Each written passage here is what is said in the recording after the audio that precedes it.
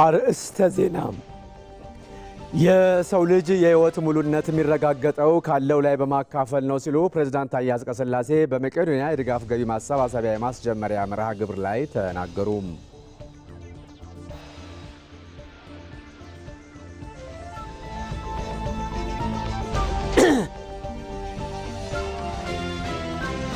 በጋሞ ዞን ደጋማ አካባቢዎች በተከሰተው የመሬት መንሸራተት አደጋ የተጎዱ ወገኖችን ለማሰብ በላካ ቀበሌ አካባቢ ማህበረሰብ ባለው ባህላዊ ለቅሶ ስነ ስርዓት ሀዘኑን እየገለጸ ነው።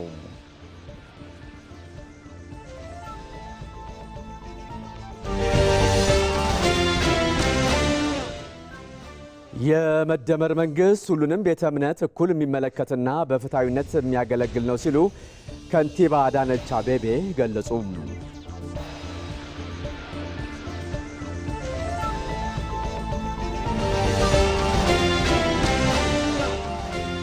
በለውጡ ዓመታት የተሰሩ የልማት ስራዎች የኢትዮጵያ ነገ ተስፋ የገለጡ መሆናቸውን የፌዴሬሽን ምክር ቤት አፈ ጉባኤ አገኘሁ ተሻገር ተናገሩ።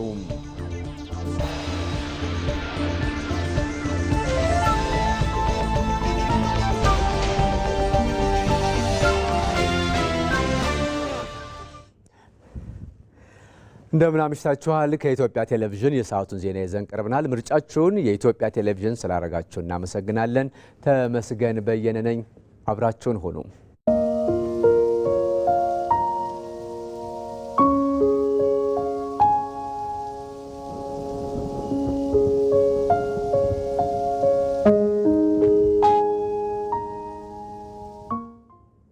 ቀዳሚ ዜናችን ይህ ነው። በጋሞ ዞን ደጋማ አካባቢዎች በተከሰተ የመሬት መንሸራተት አደጋ የተጎዱ ወገኖችን ለማሰብ በላካ ቀበሌ የአካባቢው ማህበረሰብ ባለው ባህላዊ ለቅሶ ስነ ስርዓት ሀዘኑን እየገለጸ ነው። ሀዘናቸውን በባህላዊ መንገድ መግለጻቸውን የተናገሩት የአካባቢው ነዋሪዎች ለተጎጂዎች የሚደረገው ሰብአዊ ድጋፍ ተጠናክሮ እንዲቀጥል ጠይቀዋል። የመሬት መንሸራተት አደጋው ከተከሰተ ዛሬ 6ኛ ቀኑን የያዘ ሲሆን በአደባባይ የለቅሶ ስነ ስርዓት የክልልና የፌዴራል ከፍተኛ የስራ ኃላፊዎች ታድመውበታል። ተመስገን ተስፋዬ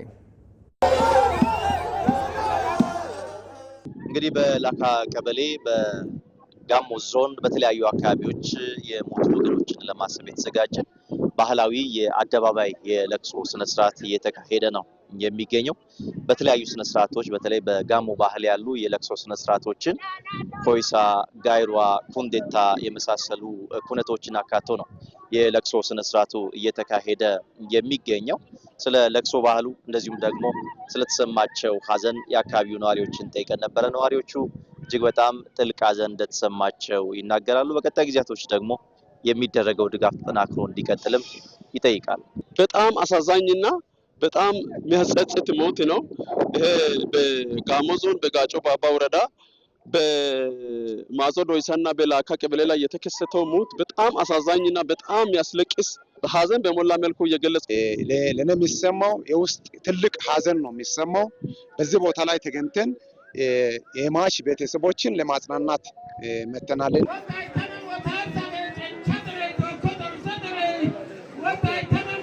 አሁን በምንገኝበት የላካ ቀበሌ የተለያዩ ማህበረሰብ ክፍሎች ሀዘናቸውን በባህላዊ መንገድ እየገለጹ ይገኛሉ። በቀጣይ ጊዜያቶች ደግሞ የተጎጂዎች ቁጥር ከፍ ያለ በመሆኑ የሚደረገው ሰብአዊ ድጋፍ ተጠናክሮ ሊቀጥል እንደሚገባም ጠይቀዋል። ወደፊት ሌላ ክስተት እንዳይፈጠር ለነዛ ለቀሩት ሰዎች እንደው መንግስት ሌላ አካባቢ ወስዶ የሰውን ህይወት ባትርፍ ጥሩ ነው የሚለው ነው። ልብ ያዘነን ወደፊት የሚደረገው እርዳታ በትክክል ህዝብን አስተባብሬ ወደዚህ ለዛ ለማዞ ዶይሳ ህዝብና ለአካ ሞች ህዝብ ለእርዳታ ለመስጠት ቃል ይገባል። እንግዲህ የአካባቢው ነዋሪዎች ሀዘናቸውን በተለያየ መንገድ በዚህ ስፍራ ገልጸዋል። ከሚከናወኑ ኩነቶች መካከል ኩንዴታ ተብሎ የሚጠቀሰው እየወደቁ ራሳቸውን እየጎዱ ሀዘናቸውን የሚገልጹበት መንገድ ይጠቀሳል። በላካ ቀበሌ የነበረው የለቅሶ የአደባባይ ሀዘን መግለጫ መርሃ ግብር ቀደም ሲል የተመለከታችሁትን ይመስላል። በተያያዘ ዜና በጋሞ ዞን በመሬት መንሸራተት አደጋ የተጎዱ ወገኖችን ማቋቋም የሁሉም ኃላፊነት ሊሆን ይገባል ሲሉ የደቡብ ክልል ኢትዮጵያ ርዕሰ መስተዳድር ጥላሁን ከበደ ተናገሩ። የደቡብ ኢትዮጵያ ክልል ርዕሰ መስተዳድር ጥላሁን ይህን የተናገሩት በጋሞ ዞን በመሬት መንሸራተት የተጎዱ ወገኖችን ለማጽናናት በላካ ከተማ ባህላዊ ለቅሶ ስነ ስርዓት ባሊያ በተካሄደበት ስነ ስርዓት ላይ ነው። በደረሰው አደጋ እንደ ክልል እጅግ ማዘናቸውን የገለጹት ርዕሰ መስተዳድሩ ባህላዊ የለቅሶ ስነ ስርዓቱ ሀዘኑ የሁሉም መሆኑን ለማሳየት ታልሞ መካሄዱን ገልጸዋል። ርዕሰ መስተዳድሩ ተጎጂዎችን ማቋቋም የሁሉም ኃላፊነት ሊሆን እንደሚገባም ነው ያሳሰቡት። ተፈጥሮ አደጋን ምንም ማድረግ ባንችልም ለቀጣይ ግን በደንብ ተጠንቅቀን በጋራ አቅደን መስራት ይጠበቅብናል። ተፈጥሮ እያስተማረችን ነው። ተፈጥሮ እየገሰጸችን ነው። ተፈጥሮ የራሷን ቅጣት የራሷን አቅም እያሳየችን፣ እኛ ተፈጥሮን በደንብ ካልያዝናት ካልተንከባከብናት እንደምትጠቅመን ተመልሳ እንደምትጎዳና እያሳየችን ናት።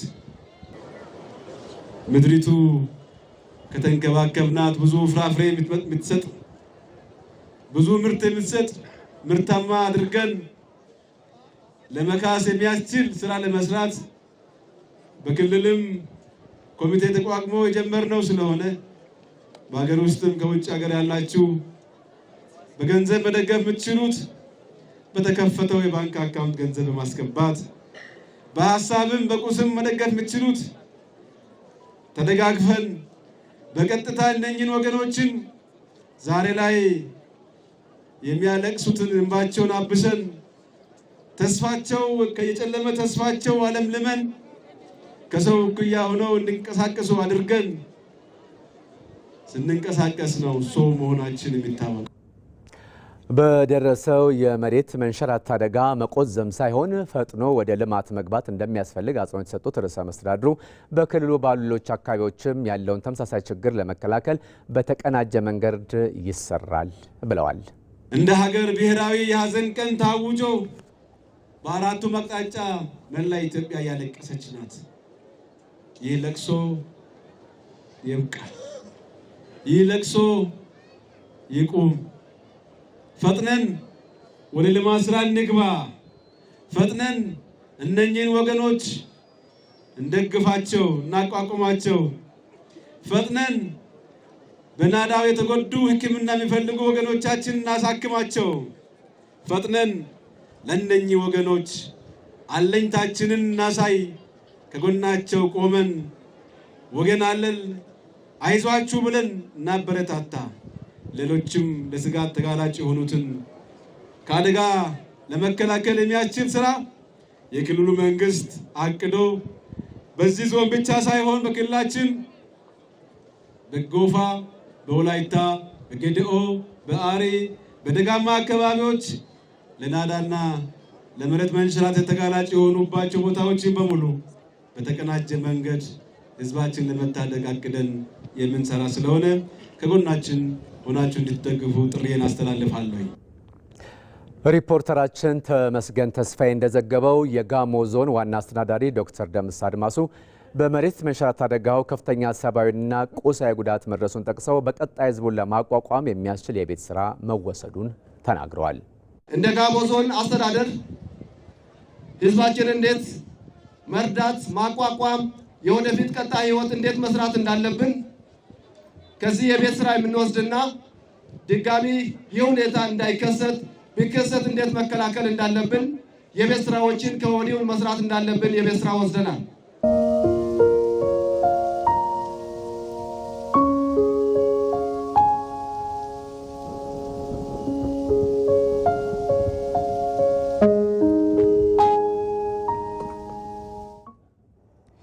ይህ ዜና በቀጥታ የሚተላለፍላቸው ከኢትዮጵያ ቴሌቪዥን ነው።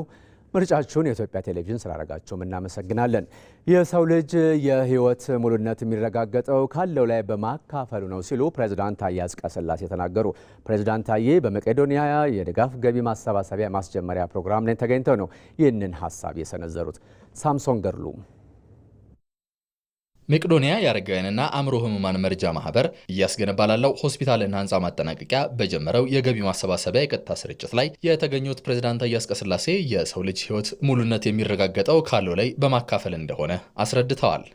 የህይወት ሙሉነት የሚረጋገጠው ካለ ቆርሶ በመስጠት ነው። እርግጠኛ ነኝ ኢትዮጵያውያን ለዚህ የሚታክቱ አይደለም። በሀገራችን አባባል ብዙ ጊዜ ምርቃት ሲሰጥ በወጣ ይተካ ነው ይባላል። ይሄ ቀላል አባባል አይደለም። የወጣ ሁሉ የሚተካው በላብ በጉልበት በደም እንደሆነ ለማስታወስ ነው። በእርግጥ የወጣ ሁሉ ይተካል ሲባል አጓጉል በሆነ መንገድ ይሆናል ማለት አይደለም። ስለዚህ ለመቄዶንያ መስጠት ምልአት ያሰጣል። ባይተካም እንኳን የሰጣችሁት የመንፈስ ብርታትን ያጎናጽፋል። ኢትዮጵያውያን ለተቸገሩ ለቆመውና የርህራሄ መገለጫ ለሆነው መቄዶንያም የድጋፍ እጃቸውን መዘርጋት እንደሚገባቸው አስረድተዋል። መቄዶንያ መደገፍ ያለበት እንደኔ እይታ ይሄ ቦታ እርግጥ ሐሳብህን አድንቅ ያለው ነገር ግን የርህራሄም ማዕከል እንደሆነ ስለተመለከትኩ ነው። ለተቸገሩ መድረስ፣ ለወገን መቆም ይህ ድርጅት ተግቶ የሚፈጽመው ስለሆነ ይህን ድርጅት መቄዶንያን መደገፍ ትልቅ ብፁዕነት ነው፣ ትልቅ እርካታን የሚሰጥ ነው። በአሁኑ ወቅት መንግስት ጠንካራ በጎ አድራጊዎችንና ባለሀብቶችን በማስተባበር በቅንጅት እየሰራ መሆኑን ፕሬዝዳንት ታዬ አጽቀሥላሴ ገልጸዋል። እንዲህ ያሉ መሰረታዊ የማህበረሰብ ችግሮችን ለመቅረፍ ቁልፉ መሳሪያ ድህነትን ማጥፋት እንደሆነም ገልጸዋል። ቁልፉ ድህነትን መታገል ነው። ድህነትን ለመታገል ደግሞ አብዛኛውን ህዝብ ደግሞ ከዛ አረንቋ ማውጣት የሚቻለውም ደግሞ በትክክለኛ ፖሊሲና አግባብ ይመስለኛል። ስለዚህ የመንግስታት ኃላፊነት ነው። ብሩህ የሆነ ፖሊሲ ካላቸው፣ እቅድ ካላቸው ለመፈጸም ዝግጁ እስከሆኑ ድረስ ይህንን ቻሌንጅ በሙሉ ኦቨርካም ማድረግ ይቻላል ነው። መላ ኢትዮጵያውያን መቄዶንያን ለመደገፍ የተቻላቸውን ሁሉ እንዲያደርጉም ፕሬዝዳንቱ አደራ ብለዋል። እዚሁ ጉዳይ ላይ ስንቆይ መቄዶንያ የአረጋውያንና የአእምሮ ህሙማን መርጃ ማህበር የገቢ ማሰባሰቢያውን በይፋ አስጀምሯል።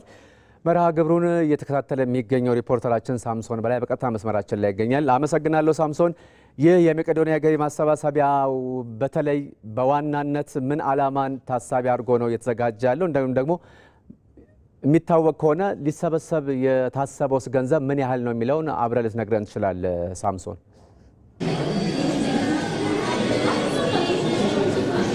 እሺ፣ እጅግ አድርጌ አመሰግናለሁ። እንግዲህ አሁን የምንገኘው በመቄዶንያ ነው። መቄዶንያ እንግዲህ ላለፉት በርካታ ዓመታት የተለያዩ የአእምሮ ህመም ያለባቸውንና እንደዚሁም ደግሞ አረጋውያንን በመደገፍ በማገዝ የሚታወቅ ተቋም ነው።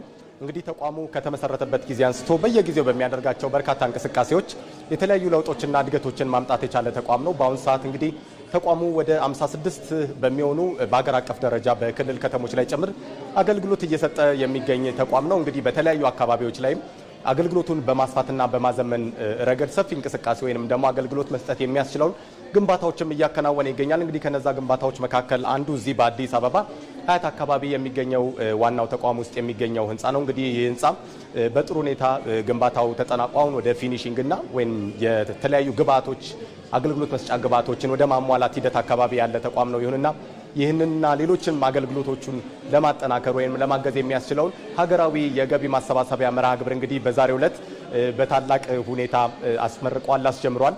እንግዲህ ይህንን መርሃ ግብር ያስጀመሩት የኢፌዴሪ ፕሬዝዳንት ታዬ አጽቀሥላሴ እዚህ ቦታ በተገኙበት እንግዲህ ወቅት ሰው መሆን ሰውን ለማገዝ ብቸኛው ሁኔታ ነው፣ ሌሎች ተጨማሪ ነገሮችም አያስፈልጉም በሚል ሀሳባቸውን ገልጸዋል። ከዛ በተገናኘም ለነገ ብለን ወይንም ደግሞ ብድር በማስቀመጥ ሳይሆን ለህሊናችን ብለን የምናደርጋቸው የድጋፍ እንቅስቃሴዎች ስለሆኑ ሁሉም ኢትዮጵያዊ እዚህ ጉዳይ ላይ ሊረባረብ ይገባዋል ሲሉ መልእክታቸውን አስተላልፈዋል። እንግዲህ ከዛው ጋር ማያይዘው በባለቤታቸውና በልጆቻቸው ስምም 1000 አሜሪካን ዶላር እንግዲህ ድጋፍ በማድረግ ነው መርሃ ግብሩን ያስጀመሩት። ከነሱ በመቀጠል የተለያዩ ሃይማኖት አባቶች እንግዲህ በምረቃ ወይንም ደግሞ በሃይማኖታዊ ስነ ስርዓት መርሃ ግብሩን አስጀምረዋል። እንግዲህ ከጀርባዬ እንደምትመለከቱት በርካታ ኢትዮጵያውያን እንግዲህ ይህንን ቅዱስ ዓላማ ይህንን መልካም ተግባር ለመደገፍ ለማገዝ እዚህ መቄዶንያ ቅጥር ግቢ ተገኝተው እንግዲህ የድጋፍ ማሰባሰቢያው አካል ለመሆን ጥረት እያደረጉ ነው የሚገኙት።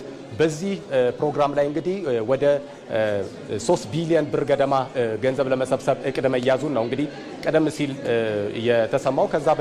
ከዛ ጋር በተገናኘም አሁን ያለው ወደ 9000 የሚሆኑ አረጋውያንና አእምሮ ህሙማንን ነው እየደገፈ የሚገኘው። ይሄ ድጋፍ ከተደረገ በኋላ ግን ቁጥሩን ወደ 20000 ለማሳደግ እቅድ ተይዞ እየተሰራ መሆኑም ተገልጿል። እንግዲህ ላልተወሰነ ጊዜ ይህ መርሃ ግብር የገቢ ማሰባሰቢያ መርሃ ግብር እንደሚቀጥል ተገልጿል። በዚህ መርሃ ግብር ላይ ማንኛውም ኢትዮጵያዊ ሆነ ትውልደ ኢትዮጵያዊ ከየትኛውም ዓለም ላይ ሆኖ በሁሉም የባንክ ቁጥሮች በሁሉም የባንክ ቅርንጫፎች እንግዲህ 7979 በተሰኘ የባንክ አካውንት ላይ የፈለገውን የወደደውን ያቅሙን ያህል ገቢ ማድረግ እንደሚችልና ማገዝ እንደሚችል እንግዲህ የተቋሙ መስራች ዶክተር ቢኒያም ቀደም ሲል መልእክታቸውን አስተላልፈው ነበር። ከዛም ባሻገር እንግዲህ ከገንዘብ ባለፈም በተለያየ በአይነት ድጋፍን ማድረግ የሚፈልጉ ማንኛውም አካላት እንግዲህ ድጋፋቸውን ማድረግ እንደሚችሉም ተቋሙን በሩን ክፍት አድርጎ እንደሚጠብቅ እንደሚያስተናግዳቸው ነው የተገለጸው። በአጠቃላይ ይህ ተቋም በየቀኑ 3 ሚሊዮን ብር ወጪ ያደርጋል። ከዛ ጎን ለጎን ደግሞ እንደዚሁ በየቀኑ ወደ 3 ኮስተር የሚሆኑ ተሽከርካሪዎች እንግዲህ እዚህ ያሉ አገልግሎት የሚያገኙ አረጋውያንና አእምሮ ህሙማንን ለሕክምና የሚያጓጉዙበት ተቋም እንደሆነ ነው የተገለጸው። እንግዲህ ከዚህ ከ3 ሚሊዮን ብሩ መካከል 1.5 ሚሊዮን የሚሆነው ለዳይፐር አገልግሎት የሚውል እንደሆነም ተገልጿል። በአጠቃላይ ተቋሙ አገልግሎቱን አጠናክሮ እንዲቀጥል ሁሉም ኢትዮጵያዊ ድጋፉን በማድረግ ያላሰለሰ ጥረቱን እንግዲህ እንዲያበረክት ጥሪያቸውን አስተላልፈዋል። አመሰግናለሁ ሳምሶን።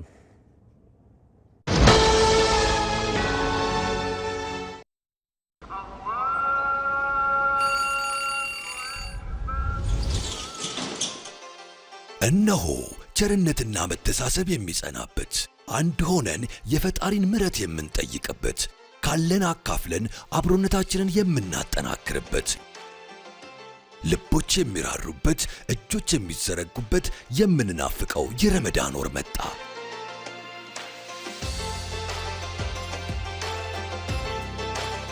የኢትዮጵያ ንግድ ባንክ ለመላው የእስልምና እምነት ተከታዮች እንኳን ለታላቁ የረመዳን ወር በሰላም አደረሳችሁ እያለ ባንካችን ባቀረበላችሁ የዘካ ተቀማጭ ሂሳብ ውስጥ ለይተው ያስቀመጡትን ዘካ ለግለሰቦችም ሆነ ለበጎ አድራጎት ድርጅቶች እንዲተላለፍ ሲያዙን በታማኝነት እናደርስልዎታለን።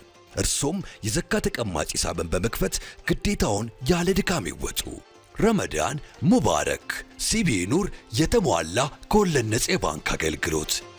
የኢትዮጵያ ንግድ ባንክ ሁሌም የሚተማመኑበት ባንክ።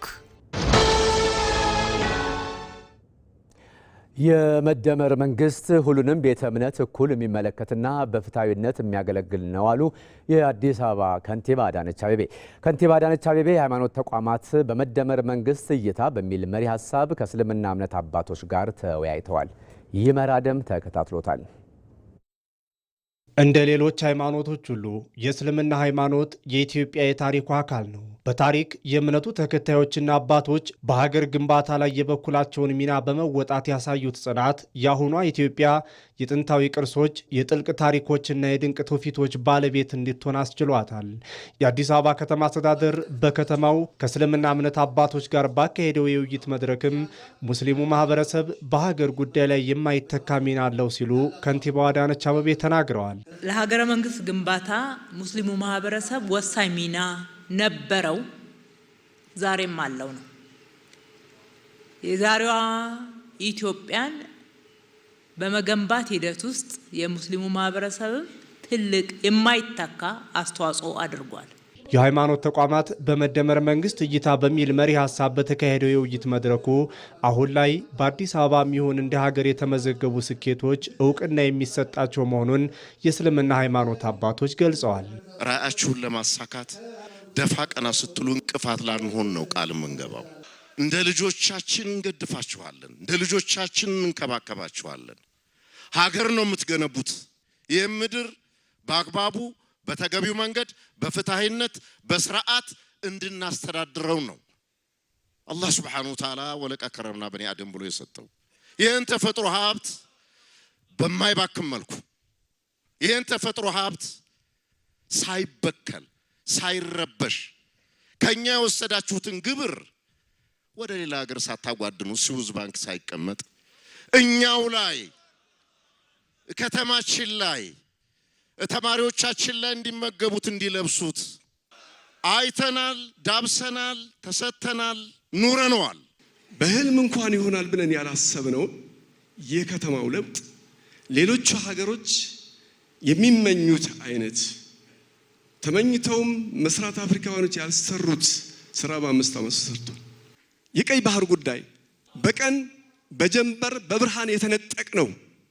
የኢትዮጵያ ኢኮኖሚ፣ የኢትዮጵያ ህልውና፣ የኢትዮጵያ አንገት ቆርጦ መውሰድ የተሰራብንን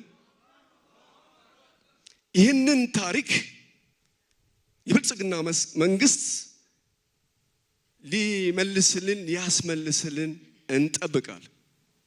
ከለውጥ ወዲህ በርካታ የህዝብ በሙስሊሙ የተቋምና የመብት ጥያቄ ምላሽ እያገኙ በመሆኑ በመንግስት ላይ ያለንን መተማመን ይበልጥ እንዲጨምር አድርጎታል ያሉት የእምነቱ አባቶች ቀሪ ጉዳዮችም እንዲታዩልን ብለዋል። መስጂድ የሚያስፈልጋቸው ወይም መስጂድ የሌላቸው ቦታዎች አሉ። እነኛ ቦታዎች እንደ አዲስ የተጠየቁ አሉ፣ ነሳኔ መመለስ። እንደዚሁም ደግሞ በጣም ጥቃቅን ካሬ ያላቸው 100 ካሬ 200 ካሬ ላይ በጣም በተጣበበ ሁኔታ በሚያሳዝን ሁኔታ ኢባዳ የሚያረጉ ሰላት የሚሰግዱ የተከበሩ ክብርት ከንቲባችን ወርደው አይተው ወይም ደግሞ በስራ አስፈጻሚዎቹ በኩልም ቢሆን ጊዜ እንደሌሉት እናውቃለን፣ ወርደው አይተው ያሉ ችግሮችን እንዲፈቱልን። የማይመለስ ነገር አለመኖሩን ደግሞ ማመን ያስፈልጋል ማለት ነው። የጊዜ ጉዳይ፣ የሂደት የቅደም ተከተል ጉዳይ በየእምነቱ ስለሚያጋጥመን ነው ይሄንን የምናነሳው። በእስልምና ውስጥ የሚያጋጥመናል፣ በፕሮቴስታንት የሚያጋጥመናል፣ በኦርቶዶክስ የሚያጋጥመናል። ስንቸገር እነግራችኋለን፣ እንድጠብቁን ጊዜ ስጡን። የካሳ በጀት አላገኘንም ወይም ደግሞ ምትክ መሬት አላገኘንም። እዚህ ጋር ነዋሪዎች አሉ፣ ገና ቤት አልገነባንም እነሱን ለማንሳት እንዲህ ምክንያቶች አሉንና እንደዛ እነግራችኋለን። ለአባቶች እነግራለን። አባቶች ሲነግሯችሁ እውነቱን ነው። ቦታውን ሄዳችሁ አይታችሁ እውነቱን ትረዳላችሁ። በታሪክ ብቻ ሳይሆን አሁንም ባለፉት የለውጥ ዓመታት የሃይማኖት ተቋማት በአዲስ አበባ ሁለንተናዊ የሰላም ግንባታ የልማትና የብልጽግና ጉዞ ላይ እያበረከቱት ያለው አስተዋጽኦ የማይተካ ነው። ይህንን ጉልህ ሚና ይበልጥ አጠናክረን በጋራ እንሰራለን ሲሉ ከንቲባዋ ገልጸዋል። በሚጠቅሙን በጋራ ጉዳዮች ላይ እጅ ለእጅ ተያይዘን እንሰራለን። አሁንም ወደፊትም የሙስሊሙ ማህበረሰብ ሀገረ መንግስት ግንባታው ላይ የማይተካ ሚና ነው ያለው። የህዝቦችን ትስስር በማጠናከር በኩል የማይተካ ሚና ነው ያለው።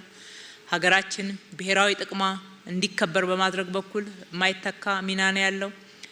ሰብአዊነትን በማስፋፋት በመተሳሰብ ግብረ ገብነት እንዲዳብር በማድረግ በኩል የማይተካ ሚና ነው ያለው። እነኚህ የማይተኩ ሚናዎቻችሁን አሁንም መወጣታችሁን አጠናክራችሁ ቀጥሉ።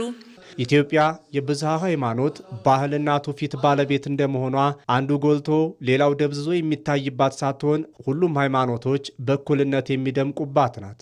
የመደመር መንግስትም ሁሉንም ሃይማኖቶች በእኩልነት የሚመለከትና በእኩልነት የሚያገለግል ነው። በለውጡ ዓመታት የተሰሩ የልማት ስራዎች የኢትዮጵያን የነገ ተስፋ የገለጡ ናቸው ሲሉ የፌዴሬሽን ምክር ቤት አፈ ጉባኤ አገኘሁ ተሻገር ተናገሩ። በአንድነትና በትጋት በመስራት የኢትዮጵያን ብልጽግናውን ማድረግ እንደሚገባም ተናግረዋል። አፈ ጉባኤ ይህን ያሉት ደግሞ በሲዳማ ብሔር የዘመን መለወጫ ፍቼ ጨምበላላ በዓል ላይ ባደረጉት ንግግራቸው ነው። ባየ ሙላት ነው የተከታተለው። ቂምና ቁርሾን ከአሮጌው ዓመት ጋር ጥሎ አዲሱን ዓመት በአዲስ ተስፋ ፍቼ ጨምበላላ ብሎ ይቀበላል የሲዳማ ሕዝብ። የሲዳማ አባቶች የጨረቃ ዑደትን ቆጥረው በራሳቸው የቀን አቆጣጠር አዲሱን ዓመት የሚያውጁ ሲሆን የዘንድሮው አዲስ ዓመት በሐዋሳ ከተማ ጉዱማሌ አደባባይ በድምቀት ተከብረዋል።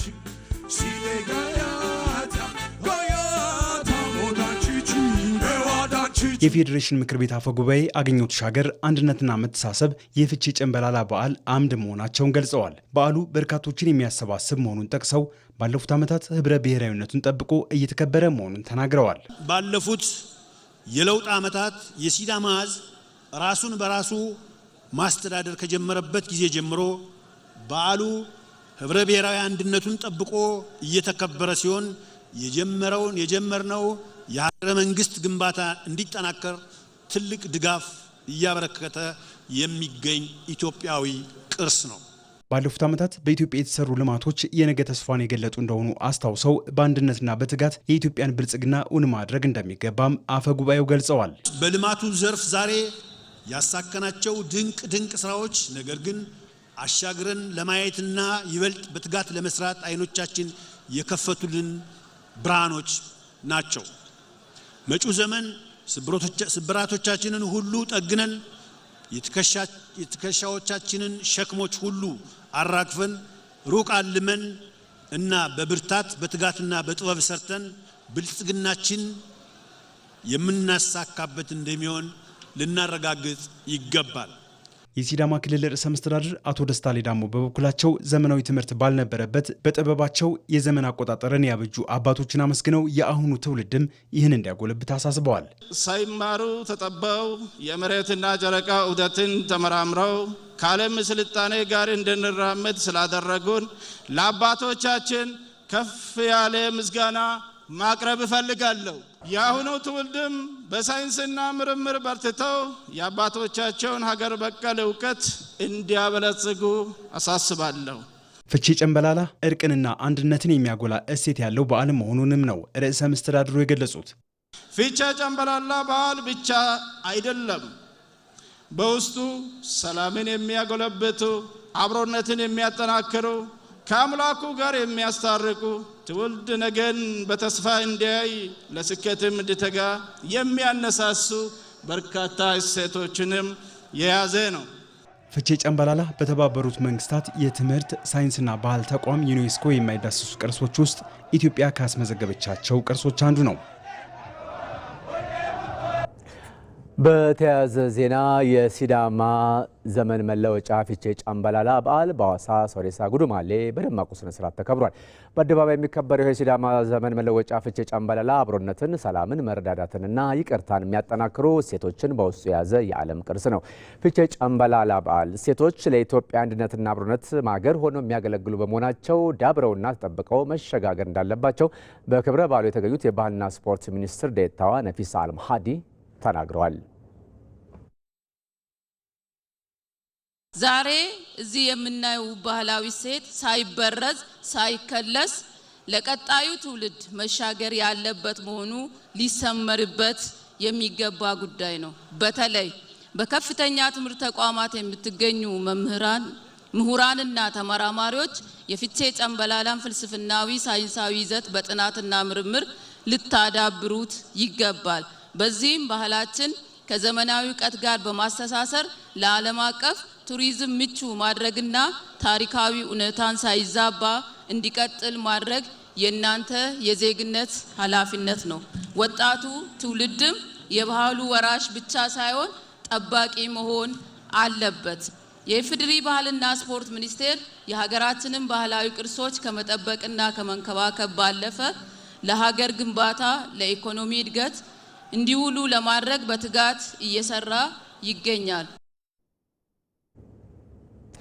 ፍቼ ጨንበላላ በተባበሩት መንግስታት ድርጅት የትምህርት የሳይንስና የባህል ተቋም ዩኔስኮ በማይዳሰሱ የሰው ልጅ ቅርስነት ተመዝግቧል። የበዓሉ ተሳታፊ የሆኑ የተለያዩ የህብረተሰብ ክፍሎችም ባህላዊውን የቂጣላ ስርዓት እያከናወኑ የአዲሱን ዓመት መግባትን አብስረዋል። በክብረ በዓሉ ላይ የተገኙት የቱሪዝም ሚኒስትር ዴኤታው ስለሺ ግርማ የጨንበላላ በዓል የቱሪዝም መስህብ ለማድረግና ተጨማሪ ገቢ የሚገኝበት ክብረ በዓል እንዲሆን ለማድረግ እንደሚሰራም ነው የተናገሩት። ያሉንን ፈርጀ ብዙ የቱሪዝም ሀብቶች በማልማትና በዓለም አቀፍ ደረጃ በማስተዋወቅ የሀገራችን መልካም ገጽታ መገንባትና የጎብኚዎችን ፍሰት በማሳደግ ከዘርፉ የሚገኘውን ገቢ ለማስፋፋት በትኩረት እየተሰራ ይገኛል።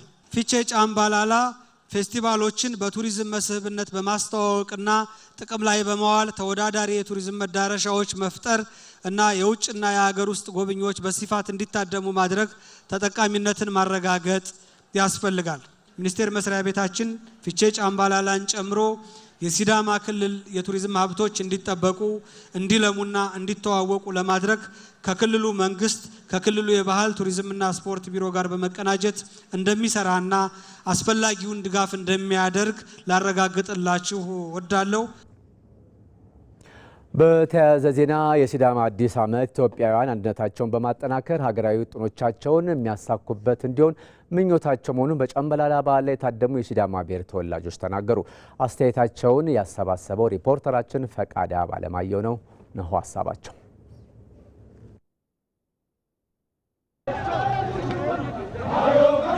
አይደ ጨምበላላ ነው የሚባለው፣ ኢሌሌ ነው የሚባለውና ዛሬ ለኔ የተለየ ቀን ነው።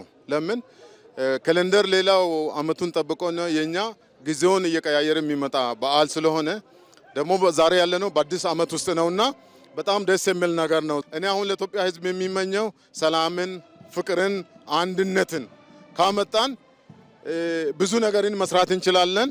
ቀይ ባህር ደግሞ በዚህ ዛሬ ሽማግሌውም አባቶችም እናቶችም እየተናገሩ ያሉትን ቀይ ባህር የኔ ነው ማንም አይነካም ድንበሩን አያዋለሁ እያለ ስለሆነ እግዚአብሔር መጪው ፍቼ ላይ ተቀብለን እንደምናይ እርግጠኛ ነኝ ብዬ አስባለሁ። በዩኔስኮ እንደ ዓለም ቅርስነትም የተመዘገበ ታላቅ በዓል ነው። ይህ በዓል ላይ ዛሬ ቄጣላ ጥልቅ መልእክት ያስተላለፈው በአባይ ላይ ያደረግነውን ድል በቀይ ባህሩም እንደግመዋለን ነው። ተዘግተን አንኖርም የሚል ሀሳብ በውስጣችን ይዘን እየጠበቅን ነው ያለ ነው። ስለዚህ መልካም አዲስ ዓመት መልካም የምናሳካበት ሁሉን ነገር ሙሉ ሆኖ ኢትዮጵያ ሰላም የምትሆንበት አዲስ ዓመት ይሁንልን እላለሁ። አመሰግናለሁ። በመጀመሪያ አይዴ ጨምበላላ ማለት ፈልጋለሁ እና ለመላው ለሲዳማ ሕዝብና ለኢትዮጵያ ሕዝብ እንኳን አደረሳችሁ። ይሄ በዓል እንግዲህ ውስጥ የሲዳማ ብቻ ሳይሆን የኢትዮጵያም ነው።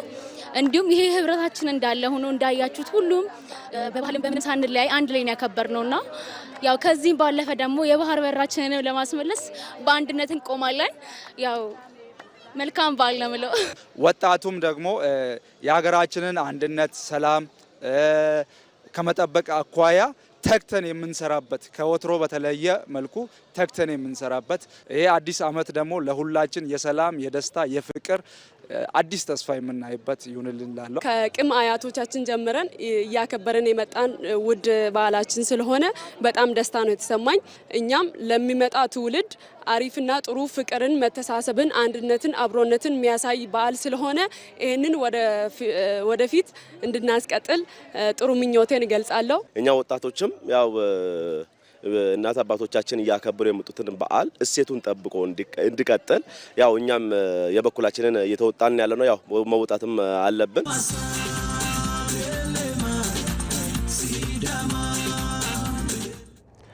በጋምቤላ ክልል ሰላምን በማጽናት ልማትን ለማስቀጠል የሚያስችል ጠንካራ የጸጥታ መዋቅርን የመፍጠር ስራ ተጠናክሮ እንደሚቀጥል ርዕሰ መስተዳድሯ አለሚቱ ሞድ ተናገሩ። በክልሉ ሰላምን ለማስቀጠል በዳሎል ማዕከላዊ እዝ ማሰልጠኛ ማዕከል የታድሶ ስልጠና ሲከታተሉ የቆዩ የክልሉ መደበኛ ፖሊስና የአድማ ብተና አባላት ተመርቀዋል። ለዜናው ዝርዝር ሚፍታህ አብዱል ቃድር። የጋምቤላ ክልል መደበኛ ፖሊስና የአድማ ብተና አባላት በዳሎል ማዕከላዊ እዝ የስልጠና ማዕከል በነበራቸው ቆይታ ያገኙትን ስልጠና ወደ ተግባር በመቀየር ህዝብን በቅንነት ለማገልገል መዘጋጀታቸውን ይናገራሉ። ጋምቤላ ፖሊስ አባል ህዝብና ወገኑም ለማገልገል ያው ዝግጁ ሆኜናለሁ። ባገኘው ስልጠና ላይ ለህዝብን ለማገልገል ያው ተዘጋጀናለሁ። ለካው ትንሽ ይቀረናል ነበረው የሚል ግምት አለኝ። አሁን እንዳገኘሁት ፖሊስ ከማንኛውም ፖለቲካ ነፃ በመሆኑም እዚህም በጣም ተረድቶናል።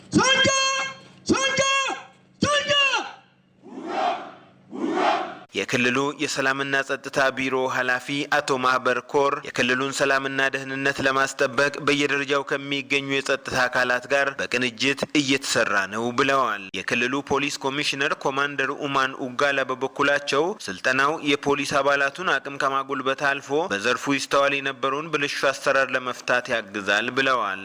የተሰጣቸው የህዝብ አደራ ለማውጣት የሚያስችል በዚህ ታደሰ ሰልጥና ላከ ክህሎት የተፈጠረላቸው በመሆኑ ከዚህ በፊት የተበላሸባችሁ ከፖሊስ ሙያ ስነ ምግባር አስተሳሰብ በታች የወረደ አመለካከት ደረጃ በሰልጥና የተቀረፈ መሆኑ ያለምንም ጥርጥር እምነቴ የጸና ነው።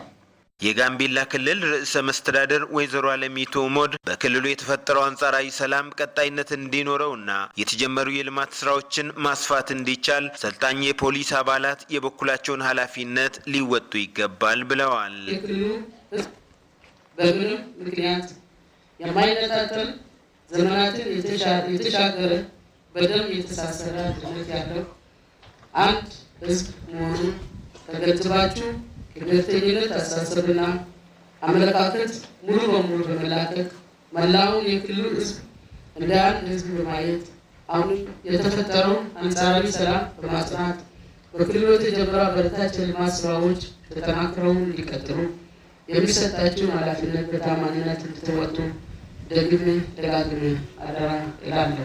የዳሎል ማዕከላዊ እዝ ምክትል አዛዥ ለውጊያ ድጋፍ አገልግሎት ሜጀር ጀነራል ሙላት ጀልዱ ሰልጣኞች በጠንካራ ስነ ምግባር የታነጸ የፖሊስ ሰራዊት በመሆን ለሰላም ዘብ መቆም እንደሚጠበቅባቸው ተናግረዋል። የሰላም ዘብ፣ የፍትህ ዘብ፣ የነጻነት ዘብ፣ ፍትህና ርትዕን የሚያረጋግጥ ካሁን በኋላ እናንተ እውነተኛ የጋምቤላ ልጆች ከሆናችሁ ካሁን በኋላ የጋምቤላ እናት፣ የጋምቤላ ህፃን፣ የጋምቤላ አረጋውያን አይደነግጡ። የጋምቤላ ክልል መንግስት የህግ የበላይነትን በማስከበር የዜጎችን ሰላምና ደህንነት የማስጠበቅ ኃላፊነቱን በትኩረት እየተወጣ እንደሚገኝም ተመላክቷል። 1447ኛው የረመዳን ወር ጾም ከገባ 27ኛው የረመዳን ሌሊት ላይ ደርሷል። በዚህ ምክንያት የዛሬዋ ሌሊት ለይለቱል ቀድር ማለትም የመወሰኛዋ ሌሊት የተሰኘችው ዕለት መገኛን ትይዛለች ተብሎ ሰፊ ግምት የሚሰጣት እንደሆነች እምነቱ ያስተምራል። ለይለቱል ቀድር ላይ ፈጣሪን በመገዛት በመልካም ማሳለፍና ተቀባይነት ማግኘት ከ1000 ወራት መልካም ስራ ጋር የሚስተካከል ዋጋ እንደሚያስገኝ በእስልምና አስተምሮ ይጠቀሳል። ይህ በማስመልከት ታዲያ ኢቢሲ ለረጅም ዓመታት ይህንኑ 27ኛውን የረመዳን ሌሊት ላይ በቀጥታ ስርጭት ከተለያዩ መስጂዶች ሲያስተላልፍ ቆይቷል። ዘንድሮም የ1447ኛው የረመዳን ወር 27ኛዋን ሌሊት የተራዊ ሶላት ምክንያት በማድረግ ከአንዋር መስጂድ በቀጥታ ስርጭት የሚተላለፍ ይሆናል። በአሁኑ ሰዓት ሪፖርተራችን መሐመድ አልቃድር እዚያ ያለውን ስነ ስርዓት እየተከታተለ ሊነግረን በቀጥታ መስመራችን ላይ ይገኛል። እንደምን አመሸህ መሐመድ፣ መቀጠል ትችላለህ። አመሰግናለሁ ተመስገን። እንግዲህ ቀደም ሲል በመግቢያ ላይ እንዳነሳው የዛሬዋ የ27ኛዋ ሌሊት የተለየች ትርጓሜ የሚሰጣት ሌሊት ነች።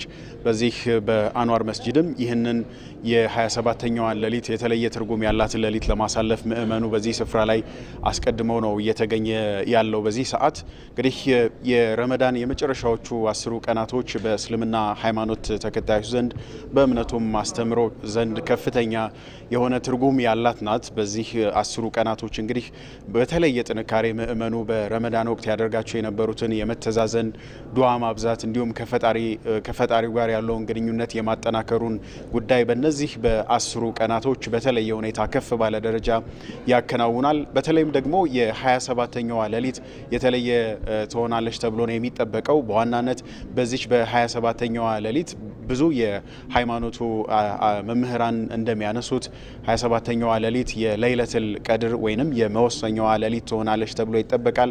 በዚች በመወሰኛዋ ሌሊት ደግሞ የተለያዩ መልካም ተግባራት ይከወናሉ።